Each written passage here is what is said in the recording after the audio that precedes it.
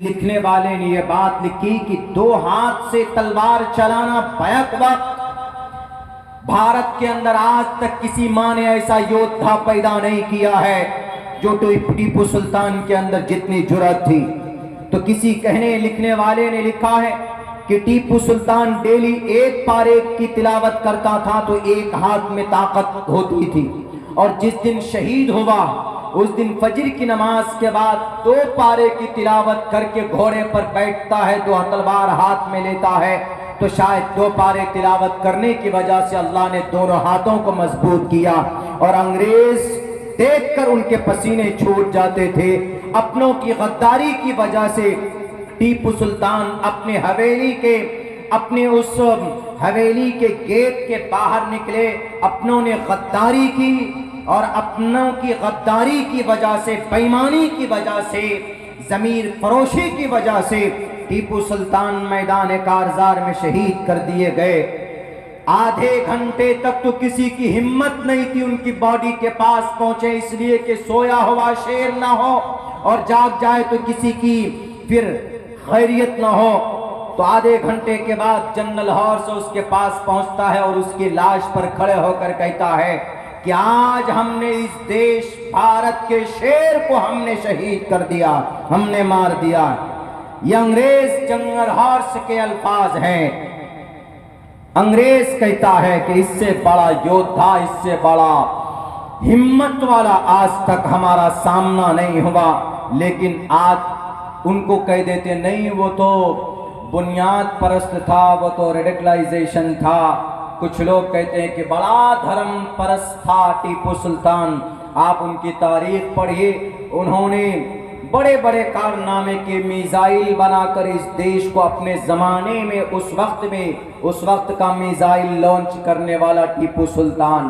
किसानों के लिए लोन का सिस्टम, उस वक्त ब्याज पर, सूद पर, इंटरेस्ट पर लोन नहीं दिया जाता था, बल्कि एग्रीकल्चर लोन का सिस्टम जो आज नाफिज है ये टीपू सुल्तान का वजूद में लाया हुआ।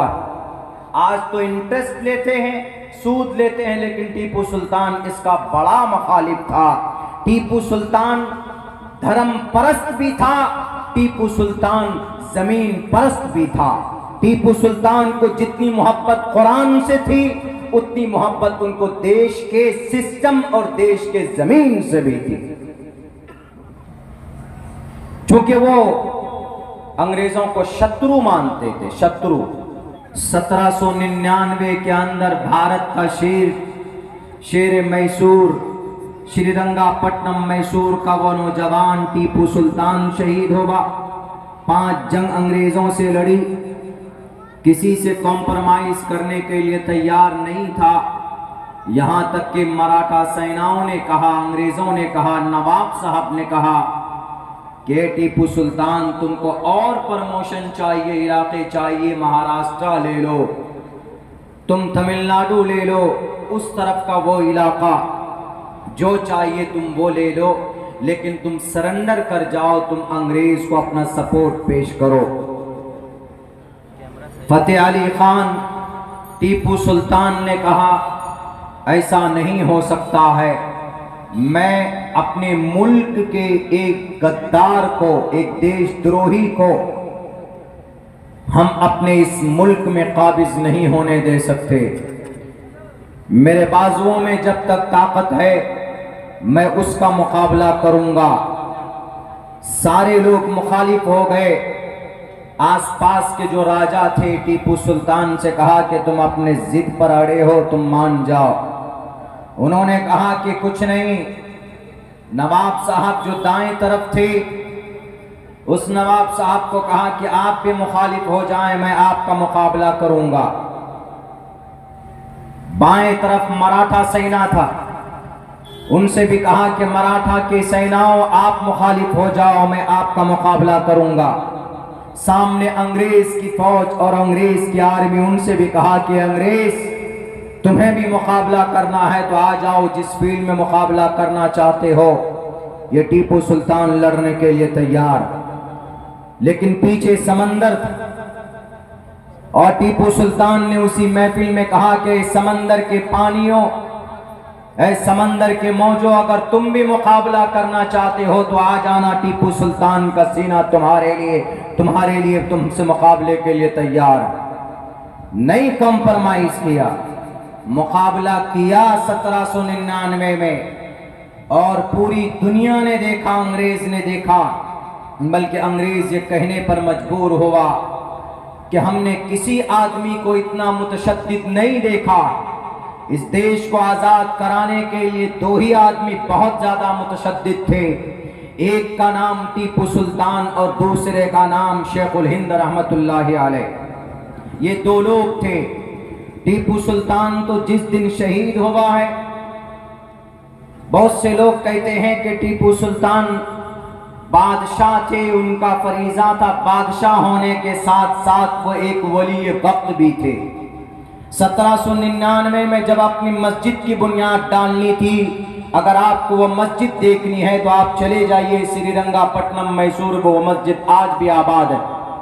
उस मस्जिद की जब बुनियाद डालनी थी तो उन्होंने ऐलान किया कि मैं इस मस्जिद की बुनियाद उस आदमी से डलवाना चाहता हूँ जिसकी 40 साल से कभी भी नमाज कज़ा ना हुई हो, यानी वक्त पर नमाज अदा की हो। 40 साल के अंदर कभी भी उनकी नमाज कज़ा ना हुई हो। अगर ऐसा कोई आदमी है तो वह आगे कदम बढ़ाए और ईंट लेकर उसकी बुनियाद रखे। कोई मैदान, कोई मजमे में से बाहर नहीं निकला। बिल आखिर टीपू सुल्तान कदम बढ़ाता है और फिर वो बुनियाद रखता है और वो कहता है कि मैंने मेरी जिंदगी में कभी भी फर्ज नमाज 40 साल के अंदर मैंने कभी भी तर्क नहीं किया, यानी कभी भी मेरी 40 साल में नमाज कभी छूटी नहीं है। वली वक्त का वली था। डेली हर दिन फजर की नमाज के बाद एक पारा कुरान करीम की तिलावत करना उनका मामूल था। अंग्रेज कहता है कि जिस दिन टीपू सुल्तान शहीद हुआ उस दिन उनके हाथ में 2 तलवार थे, 2 तलवारों से मुकाबला कर रहा था। एक हाथ में ढाल और एक हाथ में तलवार उमूमन आर्मी और फौजी और सेनाओं के होते, लेकिन टीपू सुल्तान के दोनों हाथ में तलवार थी।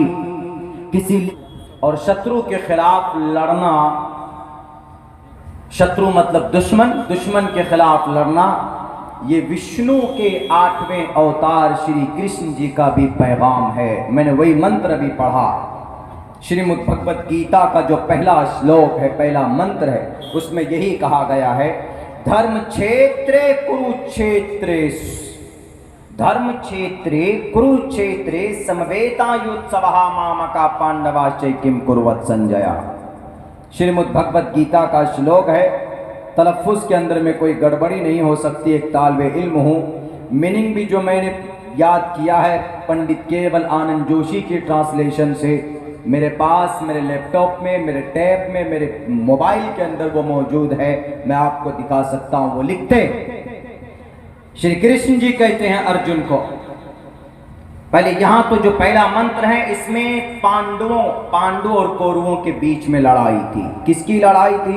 शत्रु की लड़ाई थी। एक तरफ धर्म की लड़ाई थी और एक तरफ अधर्मी लोग थे। कौरव अधर्मी बन चुके थे और पांडव धर्मी लोग थे, धार्मिक लोग थे। तो श्री कृष्ण जी अर्जुन के अब्बा धृतराष्ट्र पूछता है संजीव से कि बताओ जरा कि रणभूमि में मेरे बेटों का क्या हाल है, कौन जीत रहा है, कौन हार रहा है, जरा बताओ। तो इसी श्रीमद् भगवत गीता के पहले अध्याय के लास्ट का जो मंत्र है आखिर का, उसमें कहा गया कुतस्तुवा कश्मलिदम विस्मय समुपस्थितम अनार्य जुष्टम कीर्ति कर्म जुनाह। संजीव कहता है अर्जुन के अब्बा से, क्या आपको मालूम है आपके बेटे अर्जुन ने हथियार डाल दिए कौरवों के सामने में। अर्जुन बहादुर था, टीपू सुल्तान की तरह। अर्जुन कोई डरपोक नहीं था, 5 ही भाई थे इसलिए पांडु कहा गया उनको। तो उन्होंने कहा कि आपके बेटे ने कहा क्यों?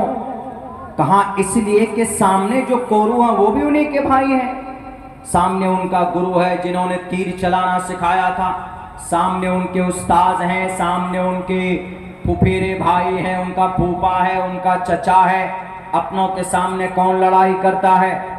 तो उसके बाद कहा कि नहीं, वो अधर्मी है। लेकिन ये बात मैदान कारजार में कौन बताए? एक तरफ कोरु की सेना, एक तरफ पांडु की सेना है।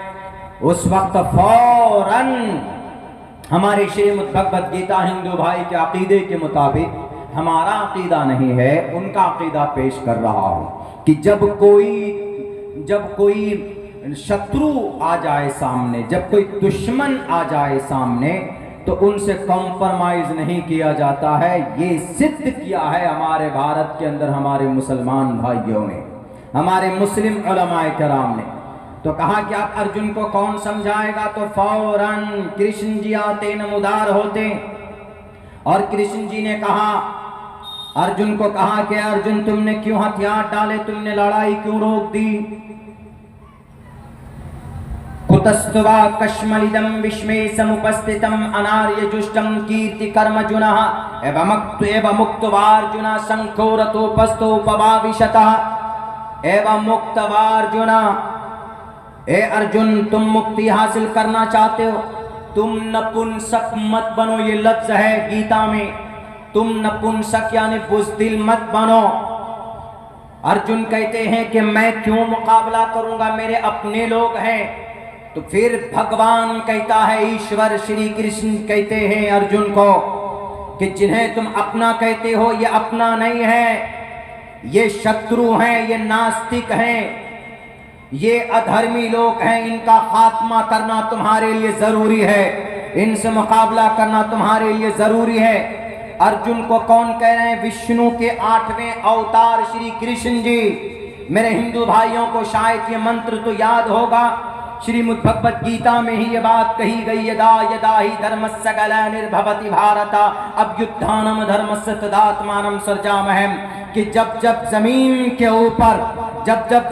के ऊपर जुल्म सितम का बाजार गर्म होता है, तो आसमान से इंसानी रूप धारण करके परमात्मा जन्म लेता है और फिर परमात्मा आता है, अवतार लेता है और फिर उस बुराई का खात्मा करता है। तो सेम इसी तरीके पर श्री कृष्ण जी आए मैदान में, अर्जुन को समझाया और यूं कहा, किलैबियम आस्मक महाशुद्रो हृदय दौर्बल्यम, कि अर्जुन हाथ में तलवार लो और अधर्मी लोगों का, शत्रुओं का विनाश करो।